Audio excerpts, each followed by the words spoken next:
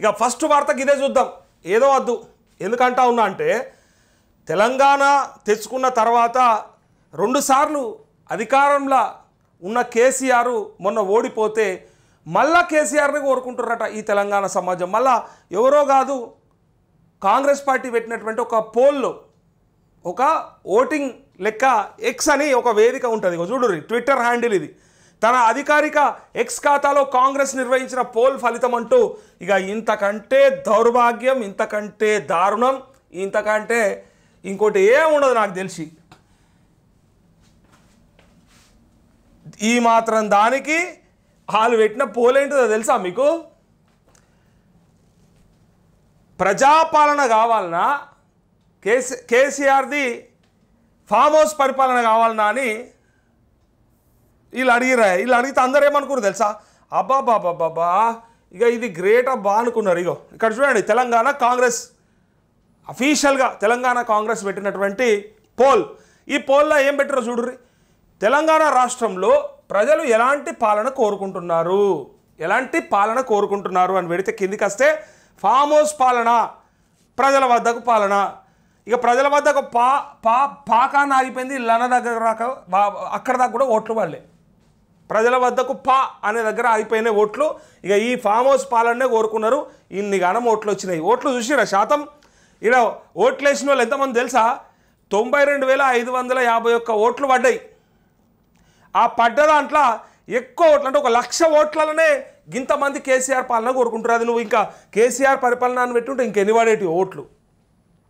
Farm house అని పెట్టినా కూడా గిన్ని ఓట్లు పడ్డాయి అంటే ఇక వాళ్ళు ఏం చెప్పుకుంటారు తెలుసా? ఎవరు? మన కాంగ్రెస్ వాళ్ళు. ఇక నిన్న ముఖాలు గింత వేసుకొని సోషల్ మీడియాకు సంబంధించినటువంటి ఇక ఇన్ఛార్జీలు, ఆ చైర్మన్లు వాళ్ళు ఉంటారు కదా, బయటకు వచ్చి అసలే బయట తిట్టుకుంటారు పబ్లిక్. అసలే పబ్లిక్ మా మీద ఇంట్రెస్ట్ పోయింది. పైగా ఇట్లాంటిది ఒక పోల్ పెట్టి సిగ్గు పోగొట్టుకున్నట్టు అయిపోయింది. అలా పరిస్థితి అనవసరంగా లేని పంచాయతీ పెట్టుకున్నట్టు అయిపోయింది. కొరువితో తలగొక్కుండా అంటారు చూడు, అవసరం వాళ్ళకి ఇప్పుడు ఏంటంటే ఇది పెట్టి దమన పబ్లిక్లో ఏముందో చూద్దాము. ఈ రేషన్ కార్డులు, ఇందిరమ్మ ఇల్లు, ఆత్మీయ భరోసా, రైతు భరోసా ఏదన్నా వనికొస్తుందేమో, వాళ్ళన్నా ఓట్లు వేస్తారేమో, వేస్తే బయట పడిపోయి చూసిరా మొత్తానికి కాంగ్రెస్ని యాక్సెప్ట్ చేస్తూ ఉన్నారు పబ్లిక్. ఇక దీని ద్వారా మేము స్థానిక సంస్థల ఎన్నికలకు పోవచ్చు, సర్పంచ్ ఎన్నికలు, జడ్పీటీసీ ఎన్నికలకు పోవచ్చు అని వాళ్ళొక అంచనాకు వస్తుండే. ఇది చూసినాక ఇక వాళ్ళకు ఏం చెప్పానో అర్థం కాక, ఏం చెయ్యాలనో తెలియక ముఖాలు గింత వేసుకొని తిరుగుతుర్రు. ఇక దానికి ఎన్నో ఉదాహరణలు చెప్పిర్రు. ఇక వాళ్ళ సోషల్ మీడియా స్ట్రాంగ్ ఉన్నది, మా సోషల్ మీడియా జర వీక్ ఉన్నది, అందుకోసానికి ఏం లేదంటే సోషల్ మీడియా పక్కకు పెట్టుర్రు రాబోయ్. కనీసం ప్రజలు పబ్లిక్ ఎందుకు మీకు ఓటేయలేరు? కనీసం గిక్కండే సంవత్సర పరిపాలనలా గిక్కడికి చిన్న పోల్ మీరు పెట్టుకున్న పోలే, మరి మంది పెట్టింది కాదు, ఎవడో పెట్టింది కాదు, దారిన పోయే దానయ్య పెట్టింది కాదు, ఏ ఛానలోడు పెట్టింది కాదు, ఏ సర్వే సంస్థ పెట్టింది కాదు, మీరే పెట్టుకున్నారు. మీ ఎక్స్కి సంబంధించి మీ హ్యాండిల్లో ఎంతమంది ఫాలోవర్స్ ఉంటారు కాంగ్రెస్ వాళ్ళు, వాళ్ళకు కూడా వేయబుద్ధి కాలేదు.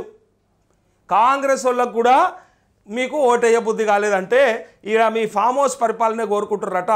ఇక ఇప్పుడన్నా మీ ముఖాల మీద మీరే ఉమ్ముకున్నట్టు అయిపోయింది, ఒట్టిగా ఆకాశం మీద ఉమ్మినట్టు అయిపోయింది. మళ్ళీ మీ మీద పడ్డది. అది సిగ్గులేని పని చేసుకున్నారు. ఇక నేను ఓకేనా అని అడిగినట్టు అయిపోయింది. నేను ఓకేనా, నేను మంచుకున్నా అంటే చండాలంగా ఉన్న పో అన్నట్టు అయిపోయింది. నువ్వు అడుగుడు ఎందుకు? అసలు ఇక అడగకుండా అయిపోతుండే, దరిద్రం ఏడుదాడు ఉంటుండే.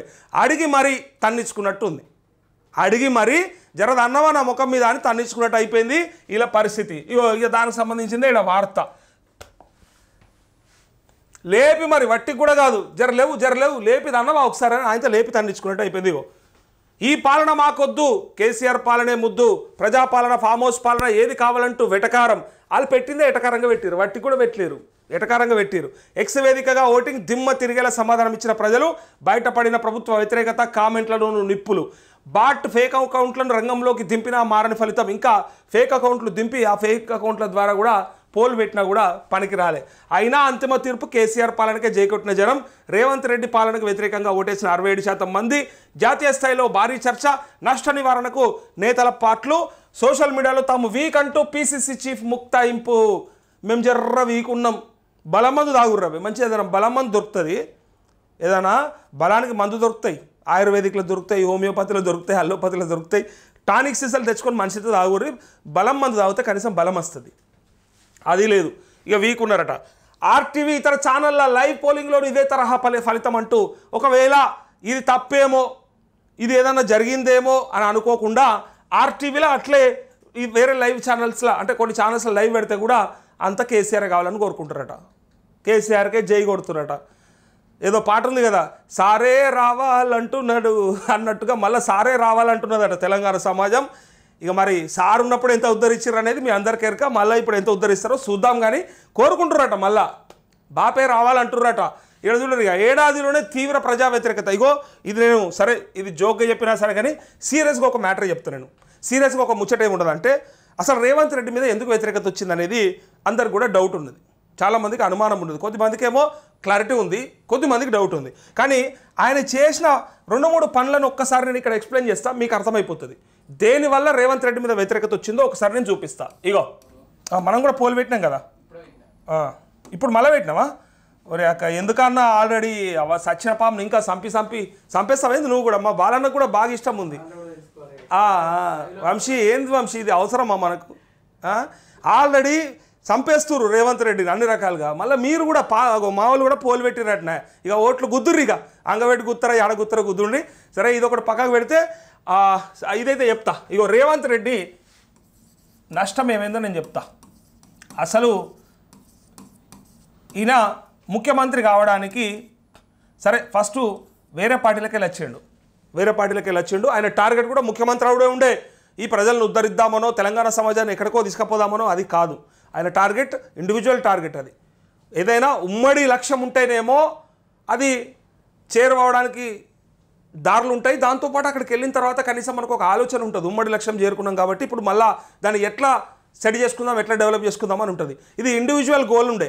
యాక్చువల్గా రేవంత్ రెడ్డికి ఇండివిజువల్ గోల్ ఆనాడు జెడ్పీటీసీ అయినప్పుడే డిసైడ్ అయిపోయింది ఆయన. తర్వాత చాలాసార్లు చెప్పిండు, ఎమ్మెల్సీ అయినప్పుడు లేకపోతే ఆ తర్వాత మళ్ళీ ఎమ్మెల్యే ఎంపీ అయినప్పుడు ఎప్పుడో చెప్పిండు ఈ రాష్ట్రానికి అయితే గీతే ముఖ్యమంత్రి కావాలన్నంతగా ఆయన ఆఫ్ ద రికార్డ్ అయితే మత్సాలు చెప్పిండు.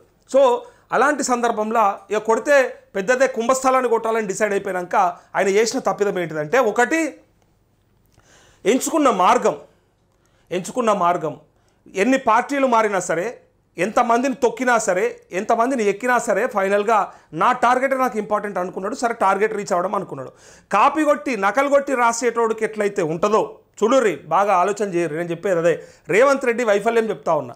నకలు కొట్టి పాస్ అయినా సరే, ఏది కొట్టి పాస్ అయినా సరే చివరికైతే పత్రికలు అంటే పేపర్లో మన కాలం ముచ్చట చెప్తున్నాం 20 ఏళ్ళ కింద పేపర్లలో నెంబర్ వచ్చడం ముఖ్యం. స్టేట్ ఫస్ట్, స్టేట్ సెకండ్ లేదా పాస్ అయిన లిస్టులు నెంబర్లు. ఆయన ప్లాన్ అంతా ఏముండే అంటే పాస్ అవ్వడమే ఇంపార్టెంట్ తప్ప అది ఎట్లా పాస్ అయినా, కాపీ కొట్టినమా, చదివినమా రాత్రంతా కూర్చొని అని ఆయన అనుకోలే. దానికి ఒక దొంగ దారి వెతుక్కున్నాడు, దొడ్డి దారి. ఏంటది? ఒకటి పైసలు పెట్టి అధ్యక్ష పదవి కొనుక్కోవడం, తర్వాత పైసలు పెట్టి అందరినీ ఏమార్చడము, తర్వాత ఫండ్ పంపి ఎక్కడికించి ప్రతి ఒక్కరిని ఏదో ఒక రకంగా లోబర్చుకునే ప్రయత్నం చేసి దాన్ని అదేదో సినిమాలు కూడా ఉంటుంది ఇట్లనే, చాలా సినిమాలు కూడా వచ్చినాయి ఇట్లా. బిజినెస్ మ్యాన్ అనుకుంటే మేబీ మహేష్ బాబు లాగా అట్లా కొన్ని సినిమాలల్లో అడ్డదారులన్నీ వెతుక్కొని దొడ్డిదారులని వెతుక్కొని గోల్ రీచ్ అవుతావు, కానీ లాస్ట్కి ఏమవుతావు? అది దెబ్బ పడ్డది. అయితే ఆ రీచ్ అవ్వడానికి చేసినటువంటి ప్రయత్నాలలో దెబ్బ పడ్డది. ఫస్ట్ పార్టీలు మారుతూ వచ్చి ఆల్రెడీ సీనియర్లు ఉన్నటువంటి పార్టీలకు వచ్చి అధ్యక్షుడిగా అవ్వడం అనేది ఫస్ట్ ఫెయిల్యూర్. ఈ ఫెయిల్యూర్ ఎట్లా ఫెయిల్యూర్ అయిందంటే మొత్తం విమర్శలు వచ్చేసినాయి. మళ్ళీ దాన్ని సీఎం అని చెప్పించుకున్నాడు. అప్పుడే ఇక సీఎం అని నన్ను అరవండి, నేను తప్ప ఎవడు కాదు అని చెప్పి ఇక నేనే ఉద్ధరిస్తానని ఆ పార్టీలకు వచ్చి ఆ పాత సీనియర్లందరినీ పెద్ద మనుషులు అందరినీ పక్కకు పెట్టి ఫైనల్గా ముందరికి వేసాడు. ఇక అప్పుడు కూడా ఏం చెప్పారు, ఎన్నికలంటేనే ఉరికే గుర్రాలు ఉంటే సరిపోయా, ఆ ఉరికే గుర్రాలతో మేము గెలిపించుకుంటామని చెప్పి గెలుపు గుర్రాలే కావాలని చెప్పి మాట్లాడారు. సో ఇక్కడికి వస్తే ఎన్నికలలో గీటరా ఏంటిది, ఎన్నికలలో పారామీటర్ ఏంటిది? గెలిపే కదా ఫైనల్గా. సో ఆ గెలుపు విషయంలో ఈయన చీఫ్ మినిస్టర్ అయిందయ్యా. ఇక్కడ హ్యాపీగా ఉన్నది ఇక్కడ దాకా. టార్గెట్ రీచ్ అయ్యేదాకా ఒక లెక్క, టార్గెట్ రీచ్ అయిపోయినాక ఇంకో లెక్క. వీడికించి ఏమైపోయిందంటే ఇది కొంత అహంకారం అనుకోవాలన్నా లేకపోతే ఇంకేదన్నా అనుకోవాలన్నా తెలియదు. కానీ ఇక ఫస్ట్ ఆయన ఒక రియల్టర్, సరే గోడల మీద రాతలు రాసిండు అన్నారు, ఇంకేదో అన్నారు. సరే అదంతా ఆయన వ్యక్తిగతం, మనకు అవసరం లేదు. కానీ ఆ తర్వాత అసలు ముచ్చటైతే నేను ఒక రియల్ ఎస్టేట్ సంబంధించిన వ్యక్తిని, నాకు ఎరుకున్నంత ఈ రాష్ట్రంలో ఎవరికి ఎరకలేదు, నేను ఆ రంగంలో మించినోడినిగా, ఇక నన్ను మించినోడు లేడు అని చెప్పుకొని ఆ రియల్ ఎస్టేట్కి సంబంధించి నేను చాలా డెవలప్ చేస్తా, విపరీతమైన డెవలప్మెంట్ జరుగుతుంది, ఎవరు ఎన్లా అయితే అన్లా అవుతారని చెప్పేసి ఇక అదే ప్రయత్నం చేయడానికి మొదలుపెట్టి ఇక ఫస్ట్ ఫెయిల్యూర్ అయింది ఈ హైడ్రాల. ఇక చూసుకోర్రు, ఇక ఈ హైడ్రా ఏం చేయబోయిందంటే రియల్ ఎస్టేట్ ఫుల్ డెవలప్ చేయొచ్చు హైడ్రా కనుక బ్రహ్మాండం, అంటే అక్రమ నిర్మాణాలను కనుక తొలగించేస్తే ఇక్కడ అన్ని సక్రమమైన నిర్మాణాలు అయిపోతే దాని ద్వారా తనకు మంచి పేరు వస్తే ఫైనల్గా రియల్ ఎస్టేట్ పుంజుకుంటుంది అనుకున్నాడు. కానీ ఆయన బొందబెట్టాడు దాన్ని. ఫస్ట్ ఆఫ్ ఆల్ ఇక్కడ మీరు ఎవరన్నా రియల్ ఎస్టేట్ ఏజెంట్లను కానీ రియల్ ఎస్టేట్ బ్రోకర్లను కానీ ఎక్కడన్నా రియల్ ఎస్టేట్ వెంచర్లలో అక్కడ జరుగుతున్న బిజినెస్ ట్రాన్సాక్షన్స్ ఒకసారి గమనించి చూడండి. రేట్లు పడిపోయినాయి, ప్లాట్ల రేట్లు పడిపోయినాయి, జాగాల రేట్లు పడిపోయినాయి, ఇండ్ల రేట్లు పడిపోయినాయి, ట్రాన్సాక్షన్స్ లేవు. కొనేటోడు కొంటలేడు, అమ్మేటోడు అమ్ముతలేడు. ఒకవేళ అమ్ముదామని పోతే కొనేటోడు ఉంటలేడు, పైసలు తక్కువ అడుగుతారు. ఎందుకోసం అడుగుతారు? ఇది కారణం ఏంటిదంటే అక్కడ ఈ ఎఫ్టీఎల్, ఈ బఫర్ జోన్, ఈ హైడ్రా, ఈ మూసియేయంగా హైదరాబాద్కి సంబంధించి ఇది ముచ్చట. బయట జిల్లాలలో కూడా ఏం కోరుకున్నారు మీకు తెలుసు కదా. హైడ్రా అనేది హైదరాబాద్ ఒకటే కాదు, మా దగ్గర కూడా రావాలని చెప్పి కోరుకోరు. అక్కడ ఊర్లలో కూడా అదే కావాలని కోరుకోరు. ఎక్కడికి వచ్చినా సరే అక్రమ నిర్మాణాలు అనేటివి ఉండకూడదు అని చెప్పి కోరుకోగానే అంతటా ఏం జరిగిపోయిందంటే అరే యొక్క ఇప్పుడు కొంటే ఇది మరి రేపు ఇది ఎఫ్టీఎల్ అంటాడా, ఎవడన్నా వచ్చి బఫర్ అంటాడా, లేకపోతే ఇంకోటి అంటాడా. ఇంకో భయం ఏర్పడ్డదంటే ఇవాళ కొన్న ప్రాపర్టీకి గ్యారంటీ లేకుండా పోయింది. అంటే ఇవాళ ప్రభుత్వ పర్మిషన్ ఇచ్చి కొన్నా సరే రేపు పొద్దుగాల ఇప్పుడు ట్యాక్సులు కట్టినా సరే, నువ్వు మున్సిపల్ ట్యాక్స్ కట్టినా సరే, వాటర్ బిల్ కట్టినా సరే, కరెంటు బిల్ కట్టినా సరే, ప్రాపర్టీ ట్యాక్స్ కట్టినా సరే, నువ్వు ఎన్ని కట్టుకో, ఫైనల్గా గవర్నమెంట్ ఏదైనా డిసిషన్ తీసుకుంటే అవన్నీ ఉత్తయే, అవన్నీ తప్పులన్నీ ఎవరియో మాకు సంబంధం లేదని చెప్పి ఆయనతో అన్నీ గుంజుకొని పోతురు. ఇగో ఇది ఎట్లా జరుగుతుందో అన్న భయంతో ఆయన ఊర్లలో కూడా ట్రాన్సాక్షన్స్ అన్ని బంద్ అయిపోయినాయి, తగ్గిపోయినాయి, చాలా తగ్గిపోయినాయి. సో హైడ్రాతోని అసలు దెబ్బ పడ్డది. ఇక్కడ ఈ హైడ్రాతో పడ్డ దెబ్బ మూసీతో కంటిన్యూ అయింది. రేవంత్ రెడ్డికి తీసుకున్న నిర్ణయంలో ఇది తప్పింది. ఇక దీని తర్వాత ఈ 100 రోజుల్లో 6 గ్యారంటీలు మీ అందరికీ ఎరుకుండాలే. ఇదైతే చాలా గొప్పగా చెప్పారు, 6 గ్యారంటీలు అయితే చాలా గొప్పగా చెప్పారు, మనం అందరం చూసినాం. అయితే ఈ గ్యారంటీలకు సంబంధించి ఒక్కటి కూడా ముందర పడలేదు. రెండో వైఫల్యం ఫస్ట్ హైడ్రా. ఇది నమ్మినరు 100 రోజులు అంటే సరే పైసలు లేవో, కేసీఆర్ తప్పు చేసిండో, ఇంకేదో జరిగిందేమో, అందుకోసానికి లేట్ అవుతున్నట్టుంది అనుకుని ఆయన ఇది నమ్మినరు. ఈ తర్వాత ఎంపీ ఎలక్షన్ కంటే ముందు ఒక ఫసల్ మనకు ఆయన రైతు బంద్ తీసేసి ఏదో బయటపడదామని చూసిరు. దీని తర్వాత దారుణంగా మోసపోయింది ఇగో రైతులు. అయితే ఈ రైతు రుణమాఫీకి సంబంధించి దొంగ మాటలు చెప్పిండు చూడు, ఇక దాంతో మునిగిండు. ఒకటి కొంత ముంచింది హైదరాబాద్లో, రెండోది 100 రోజులు 6 గ్యారంటీలు అంటే కొంతమంది తవాంచుకుర్రు, సంభాలించుకుర్రు, ఏమైతే పాపం పైసలు లేనట్టునే 4 రోజులు కాంతి అని అనుకుర్రు. ఆడికెళ్ళి రుణమాఫీకి వచ్చే వరకు అంటే కథమైపోయింది. ఇక రుణమాఫీకి వచ్చే వరకు అంటే బూతులు తిట్టుడు చాలు చేసారు ఇక పబ్లిక్. ఇక హైడ్రాలో చాలా అయింది కానీ కొంతనే వినపడ్డది. వీడికెళ్ళిగా ఈ రుణమాఫీకి వచ్చే వరకు అంటే మొత్తం పోయింది. ఇక ఇప్పుడు మొన్న 4 పథకాలని చెప్పి ఏవో చేసిరు చూడు, ఈ 4 పథకాలు ఇక ఏమన్నా పనికి వస్తాయా అంటే అవి ఇస్తారా ఇయ్యరా సగమా మొత్తమా తెలియక ఈ 4 పథకాలు ఏమాత్రం జనాల్ని ఆకర్షించలేకపోయినాయి. ఒకటి కొత్త దానిలా, మిగిలిన 3 ఒకటి ఆత్మీయ భరోసా ఒకటే కొత్తది, మిగిలిన 3 పాతయే. అయినప్పటికి కూడా ఇదేమీ ఆకర్షించలేకపోయింది. ఇక బస్సు పెట్టినప్పుడు తిట్టిర్రు, లేకపోతే ఇంకేదో పెట్టిర్రు, అంటే గృహజ్యోతి పెట్టినప్పుడు ఇంకేదో అన్నారు. ఇట్లా ఇవన్నీ వేరువేరు కానీ దెబ్బ పడే ఈ 4 దెబ్బలు, అసలు దెబ్బలు ఈ 4. హైడ్రా మూసి కలిపి ఒకటి, 100 రోజులు 6 గ్యారంటీలు ఒకటి, రైతు రుణమాఫీ ఇంకోటి, ఇక 4 పథకాలు అనేది ఏదైతే ఉందో ఈ 4 ఈ దొంగ మాటలు ఇవన్నీ కలిపి కూడా ఈయన తీసుకున్న నిర్ణయాలు, ఈయన చెప్తున్నటువంటి మాటలు, ఆ దొంగ మాటలు ఏవైతే ఉన్నాయో వాటిని ప్రజలు పసిగట్టేసారు. ఇక ఈయనతో కాదు రాయి అని చెప్పి. ఇలా ఇంకా దారుణం ఏంటిదంటే ఈ రైతులకు సంబంధించి 100% రుణమాఫీ అయిపోయిందని చెప్పిండు చూడుర్రి, అయిపోయింది అని అన్నాడు చూడండి. అక్కడ బయటపడ్డదా రేవంత్ రెడ్డి తెలివి, అక్కడ బయటపడ్డది. 100% అయిపోయిందంటావు కొడుక, ఎట్లయిపోయింది చెప్పు, నాకే రాలేదు ఇంకా, ఎట్లయిపోయిందని చెప్పు, మరి నేను ఎక్కడోని, నేను తెలంగాణని కాదా అని చెప్పి రైతులంతా ఆడ డిసైడ్ అయిపోయారు. అందుకోసమే దెబ్బ పడ్డది. వీటి వల్ల ఆయన వెనకకు పడ్డాడు. ఆయన టార్గెట్ అది ఒకటే అవుడే, అయిన తర్వాత ఎడన వీకనిగా, ఎవడన్నా గంగల దుంకని, ఎవడన్నా ఎడన వీకని, కానీ ఆయన అవడం మాత్రం ఆవిడ చేసుకున్నాడు, అయిపోయింది ఇక. అందుకే ఇయ్యాల కూడా ఆయనకి భయం ఏం లేదు, బాధ ఏం లేదు. నేను అవ్వాలనుకున్నది అయిపోయినా దాని తర్వాత ఎవడెట్లా పోతే నాకెందుకు, ఎవడు ఎట్లా పోతే నాకెందుకు అని అనుకుంటు, ఎట్లా నువ్వనిగా. బట్ కేసీఆర్ దగ్గర ఆలోచన లేకుండే, ఏంటంటే ఉన్నంతకాలం బాగుండాలి, తర్వాత సరే ఎట్లా ఏదంటే అట్లా అవుతుంది, కానీ ఆయన డబ్బులకు మాత్రం ఆశపడడు అని చెప్పి చాలామంది చెప్తారు. పదవి కాంక్ష ఉంటుంది కేసీఆర్కి, అధికార కాంక్ష ఉంటుంది, కానీ పైసల కాంక్ష అయితే ఉండదు. ముల్లెలు కట్టుకోవాలి, మూట కట్టుకోవాలి, దాచుకోవాలి అని చెప్పి అయితే ఉండదు అని చెప్పి ఆయన సన్నిహితులు చెప్పిన మాటలే చెప్తున్నాం. మళ్ళీ నేనేదో ఆయన వెనకేసుకొస్తలేను అన్న మాట చెప్తా ఉన్నా. ఆయనకున్నది పదవీ కాంక్ష, అధికార కాంక్ష తప్ప వేరే దాంట్లో ఉండదు అని అన్నాడు. కానీ ఇక్కడ రేవంత్ రెడ్డి చేసిన పని ఏంటిదంటే, ఏదో సంసారం నడపరాక కింద మీద పడుతుంటాడు చూడు, కొత్తగా లగమైనడు కింద మీద పడతాడు చూడు, యోగట్లా ఉన్నది. ఆల్రెడీ అప్పులు ఉంటాయి అని కొత్తగా లగమవుతుంది. ఏం చేయనో అర్థం కాదు. అటు కోరికలు ఉంటాయి, ఇటు ఆశలు ఉంటాయి, ఇటు పక్క పైసలు ఉన్నాయి. ఎట్లా తీయాలి సంసారం అంటే ఒక ఇట్లా అవుతుంది కథ. అన్ని సగం సగం పెట్టుకుంటా, సగం సగం తెచ్చుకుంటా, గింతే ఉన్నదని చెప్పి నడిపేయాలంటే ఏడికెళ్ళి నడుస్తుంది? అయితే అప్పులు చేసిన సంసారం నడపాలి, లేదా జనరేటర్ని చేయాలి. అంటే సంపాదనను పెంచుకోవాలి.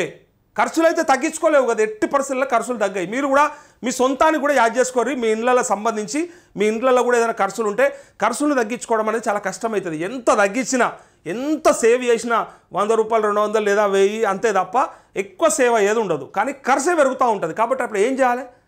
ఆదాయం పెంచుకునే మార్గం అన్వేషించాలి. అది పెంచుకున్నాం అనుకో, నీకు ఇక్కడ 1000 రూపాయల ఖర్చు ఉంటే 2000 వస్తుంది అనుకో, నీకు అప్పుడు హ్యాపీ ఉంటుంది, కొంత సేవ్ ఉంటుంది. కానీ ఇక్కడ అట్లా లేదు పరిస్థితి. ఆదాయం కంటే కూడా మనకు ఖర్చు ఎక్కువ ఉన్నది. కాబట్టి దీనికోసం ఏం చేయాలనే ప్రయత్నాన్ని ఆయన చేయకపోవడంలా విఫలమైపోయిన రేవంత్ రెడ్డి. ఇది దెబ్బ పడ్డది ఆయనకి. అసలు దెబ్బ ఈ 4గిటితోని కోలుకోలేని దెబ్బ. అందుకే సంవత్సర కాలంలో రేవంత్ రెడ్డి ఖతమైపోయిండు. ఆయన నేను చెప్తా ఎవ్వరు నమ్మలే. ఇదంతా ఉట్టిముచ్చట, నరేష్ అన్న ఏదో కావాలని వచ్చిన 6 నెలలని మొదలుపెట్టిందంటే 6 నెలల్లో మీ భాగోతం గుర్తుపట్టినాం కాబట్టి, అర్థం చేసుకున్నాం కాబట్టి, మీకు చేతన కాదు కాబట్టి చేయలేరనే పరిస్థితి కనిపించింది కాబట్టి మొదలైంది. అది అంతే, అట్లా మొదలైంది. ఇగో అక్కడి నుంచి కంటిన్యూగా ఇక్కడ రండి ఒకటిసారి. ఈ వార్తకి ఇగో గిరాకీ లేక రియాలిటీ బేజార్ ఉరేసుకున్న బిల్డర్ అని చెప్పి ఇక్కడ నేను చెప్పిన వార్త ఏమన్నా తప్పున్నదా? మీరు ఎక్కడన్నా గమనించండి, గ్రామాలలో ఎవరన్నా అడగండి, గతంలో ప్లాట్లు అవి ఇవి అమ్మేటోళ్ళు కొనేటోళ్ళు ఎవరన్నా ఉంటే వాళ్ళని అడిగి చూడుర్రి. ఇగో ఏడాదిగా రియల్ ఎస్టేట్ రంగం మందగించడంతో మనస్తాపం. గుండ్లపోచంపల్లిలో కట్టిన అపార్ట్మెంట్లు, అమ్ముడుపోయిన ప్లాట్లు, 8 ఏళ్లుగా నిర్మాణ రంగంలో రాణిస్తున్న వేణుగోపాల్ రెడ్డి, బ్యాంకు రుణాలు, అప్పులు ఒత్తిడి పెరగడంతో బలవన్ మరణం అంటూ అయిపోయానా? ఏడికెళ్ళి అటు రైతులను చంపుతుండు, ఇటు విద్యార్థులకి ఉద్యోగాలు లేవు, ఏం లేవు, వాళ్ళు సాగు వాళ్ళు చేస్తున్నారు. ఇటు పక్క లాస్ట్కు బిల్డర్లు, ఆటో డ్రైవర్ ఆత్మహత్యలు అయితే రోజు ఉంటాయి. రైతుల ఆత్మహత్యలు, ఆటో డ్రైవర్ల ఆత్మహత్యలు, ఇవరు లాస్ట్కు రియల్ ఎస్టేట్ వాళ్ళు కూడా ఆత్మహత్యలు చేసుకుంటారట. ఎవరి పాపం ఇది? ఎవరి పాపము, ఎవరి తప్పిదము?